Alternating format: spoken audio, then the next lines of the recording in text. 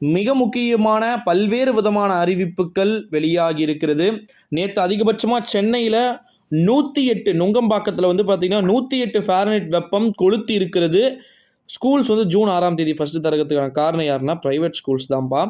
நிறைய பேருக்கு ஸ்கூல்ஸ் எப்போ ரீஓப்பன் ஆகணும்னு 3 தேதி லாஸ்ட் இயர் வந்து நம்முடைய பள்ளிக்கல்வித்துறை அமைச்சர் அன்பில் மகேஷ் என்ன பண்ணார்னா 3 டேட் வந்து சொன்னாங்க.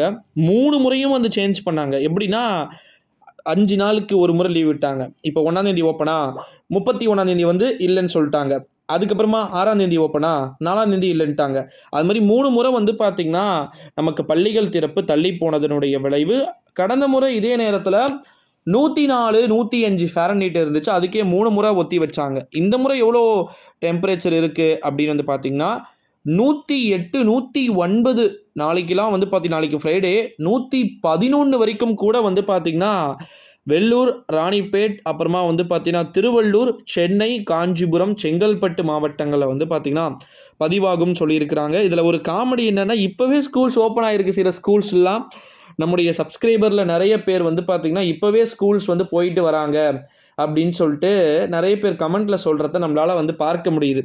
இந்த ஒரு சூழ்நிலையிலே பள்ளிகள் திறப்பு பற்றி புதிய மாற்றத்தை வந்து பார்த்திங்கன்னா தமிழகத்தின் பள்ளி கல்வித்துறையின் சார்பில் அதிகாரப்பூர்வ அறிவிப்பு வந்து பார்த்திங்கன்னா வெளியாகலாம் அப்படின்னு சொல்லிட்டு அறிவிப்புகள் எதிர்பார்க்கப்படுகிறது நண்பர்களே. இன்னொரு மிக முக்கியமான ஒரு அறிவிப்பு என்னென்னா வெஸ்ட் பெங்கால் நம்ம தமிழ்நாட்டை விட கொஞ்சம் இங்கே 109 ஃபாரன்ஹீட்னா அங்கே 110, ஒடிஷாவில் ஆந்திராவிலையும் 111, 12 இருக்குது. அவ்வளோதான். அங்கேயே வந்து பார்த்திங்கன்னா கிட்டத்தட்ட ஸ்கூல்ஸை வந்து ஜூன் 15க்கு மேலே தான் ஓப்பன் பண்ண போகிறோன்னு சொல்லியிருக்கிறாங்க.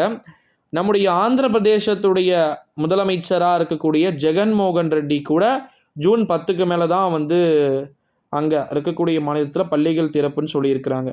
பீகார் மாநிலத்தில் பாட்னாவில் ஓகேங்களா, பீகார் மாநிலத்துடைய கேபிட்டல் பாட்னாவில் நேற்று கிட்டத்தட்ட 9 ஸ்டூடெண்ட்ஸ் வந்து ஸ்கூல்லையே வந்து பார்த்திங்கன்னா மயக்கம் போட்டு விழுந்துட்டாங்க. அதே போல் ராஜஸ்தானில் 16 பேர் வந்து வெப்ப அலை காரணமாக வந்து பார்த்திங்கன்னா இறந்துருக்காங்க.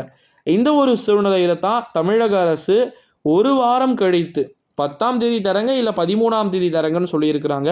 அதற்கான அதிகாரப்பூர்வ அறிவிப்பு இப்போ தெரியவே தெரியாது. எப்போயா இருந்தாலும் 2ஆம் தேதி வாக்கில் தான் நமக்கு திறக்கிறதுக்கான தெரியும். ஏன்னா இப்போ வந்து எலெக்ஷன் டியூட்டி போயிட்டுருக்கு.